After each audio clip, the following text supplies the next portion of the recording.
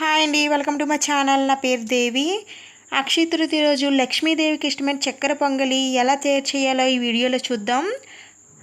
చాలా సింపుల్ అండి, అలాగే చాలా టేస్టీగా ఉంటుంది. ఇంకా మనం ప్రాసెస్లోకి వెళ్ళిపోదాం.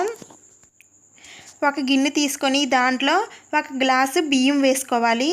నెక్స్ట్ అదే గ్లాస్తో హాఫ్ గ్లాసు పెసరపప్పు వేసుకోవాలండి. నెక్స్ట్ కొద్దిగా వాటర్ వేసుకొని పప్పు బియ్యాన్ని బాగా కడగాలి. కడగకుండా మాత్రం అసలు చేసుకోవద్దండి, ఎందుకంటే దీంట్లో డస్ట్ అనేది ఉంటుంది కదా, దానికోసం 2-3 సార్లు బాగా కడగాలి. ఇలా పప్పు బియ్యాన్ని కడిగితే బాగా రాకపోవచ్చు అని మీకు డౌట్ ఉండొచ్చు, కానీ చక్కెర పొంగల్ అనేది ఇలా చేస్తేనే చాలా బాగా వస్తుందండి. ఇప్పుడు దీనిలో ఉన్న నీళ్ళన్నీ తీసేసి ఒక కాటన్ క్లాత్ పైన ఈ పప్పు బియ్యాన్ని వేసి పరవాలి.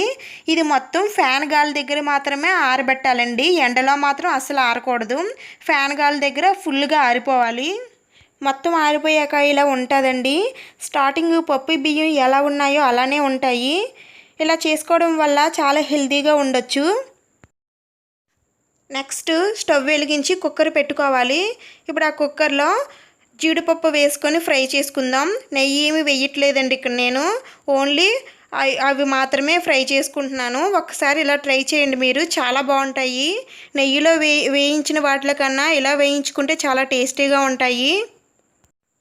5 మినిట్స్ పాటు సిమ్లో పెట్టుకొని వేయించుకోవాలండి, లేదంటే బాగా మాడిపోతాయి. ఇలా గోల్డెన్ కలర్ వచ్చాక ఒక బౌల్లోకి తీసుకోవాలి.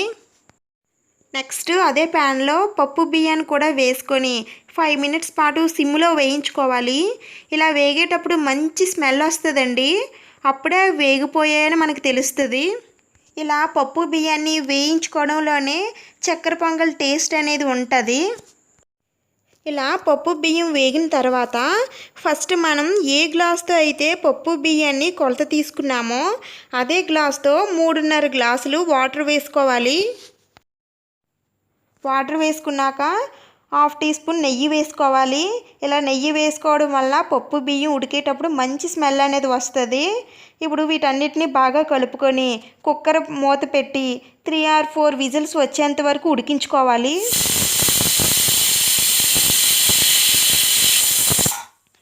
ఇప్పుడు మూత తీసి చూద్దాం. చూడండి, పప్పు బియ్యం పర్ఫెక్ట్గా ఉడికిపోయింది.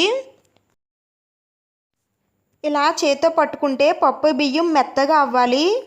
చూడండి, ఇక్కడ నేను చూపిస్తున్నాను కదా. నెక్స్ట్ దానిలో 2 గ్లాసులు బెల్లం వేసుకోవాలి. 2 గ్లాసులు బెల్లం వేసుకుంటే తీపి అనేది కరెక్ట్గా సరిపోతుందండి, మరి ఎక్కువైనా సరే బాగుండదు. ఒకవేళ తీపి తక్కువ ఇష్టపడే వాళ్ళు 1/2 గ్లాస్ తగ్గించి 1.5 గ్లాసులు వేసుకుంటే సరిపోతుంది. బెల్లం వేసుకున్నాక స్టవ్ వెలిగించి సిమ్లో మాత్రమే పెట్టుకోవాలండి. సిమ్లో పెట్టుకున్నాక ఈ బెల్లం అంతా కరిగిపోయేంత వరకు కలుపుకుంటూ ఉండాలి. దీనిలో వాటర్ ఏమీ వేయనవసరం లేదండి, ఆ వేడికి ఆ బెల్లం అనేది మెల్ట్ అయిపోతుంది. ఇలా బెల్లం అంతా కరిగిపోయాక దానిలో 2 స్పూన్ల నెయ్యి వేసుకోవాలి. నెక్స్ట్ స్వీట్స్లో తప్పకుండా వేయాల్సింది యాలకుల పౌడర్ 1 స్పూన్ వేసుకోవాలి. ఇది వేయడం వల్ల మంచి స్మెల్ వస్తుంది, అలాగే రెసిపీ అనేది చాలా టేస్టీగా ఉంటుంది. చివరగా జీడిపప్పులు వేసుకొని బాగా కలుపుకోవాలి. ఇప్పుడు ఈ చక్కెర పొంగల్ని బౌల్లోకి తీసుకొని జీడిపప్పుతో గార్నిష్ చేసుకుంటే ఆ లక్ష్మీదేవికి ఇష్టమైన చక్కెర పొంగల్ రెడీ అయిపోయినట్లే. అంతేనండి, చాలా సింపుల్, అలాగే చాలా టేస్టీగా ఉంటుంది. ఒక్కసారి మీరు కూడా ట్రై చేయండి. ఎలా వచ్చిందో నాకు కామెంట్స్లో చెప్పండి.